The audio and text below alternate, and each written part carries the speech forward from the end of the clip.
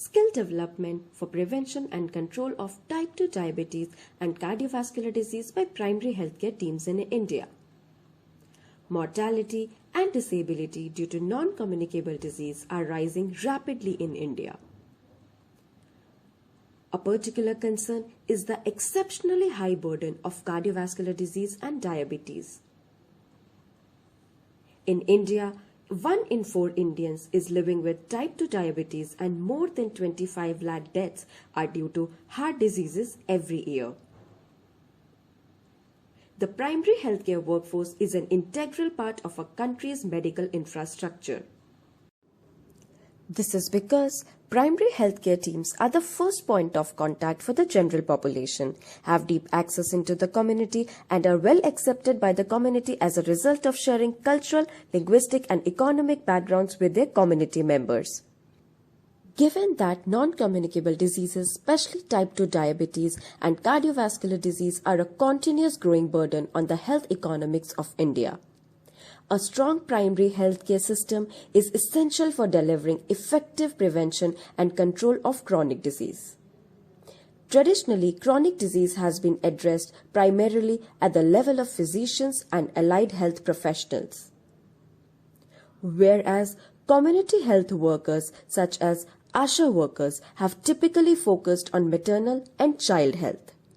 But considerable research has demonstrated community health workers' effective role beyond maternal and child health in low-resource settings. Community health workers have successfully taken on tasks such as NCD screening, providing health education, scheduling referrals, and conducting follow-up amongst members of the community. The available evidence therefore demonstrates that an adequately trained primary healthcare team, including community health workers, can bridge the provider gap in low-income nations and provide expanded and improved non-communicable disease care.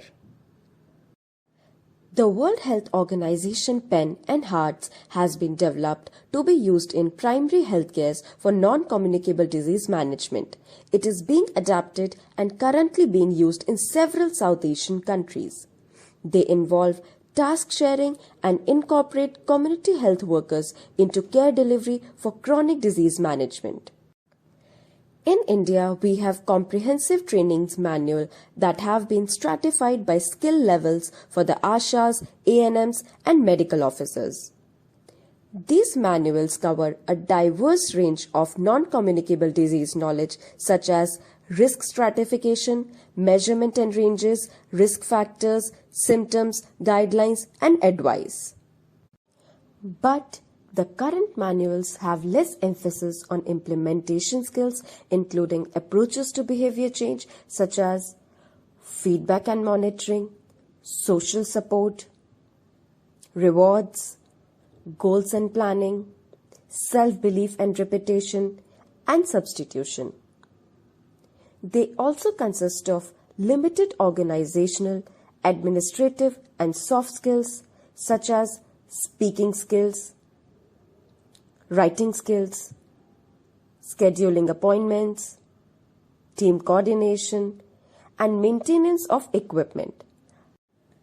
Lastly, the current training manuals also lack the presence of supplementary material to support the training program such as flowcharts, templates for care plans,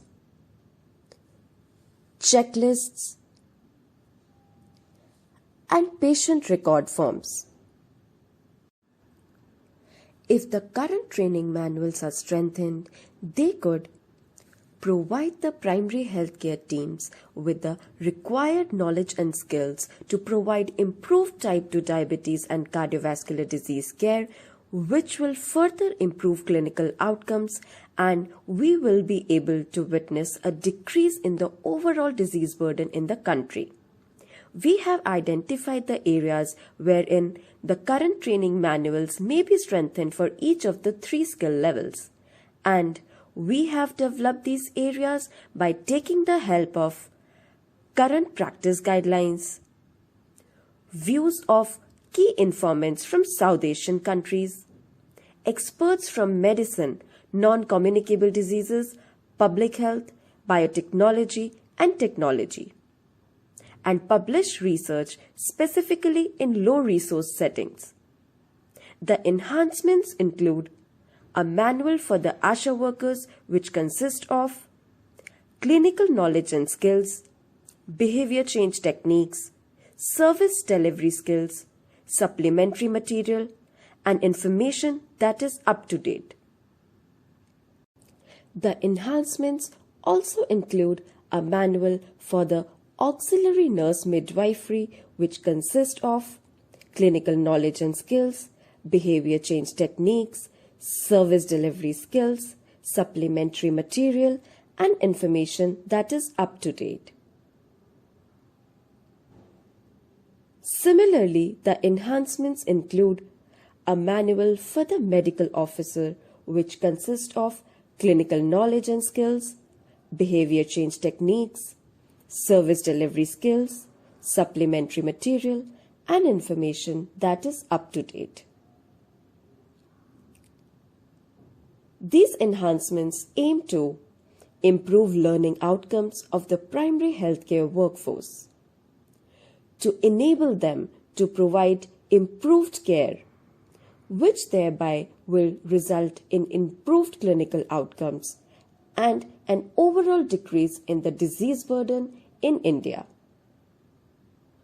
We hope to jointly work with the Government of India to contribute towards these successes. Thank you.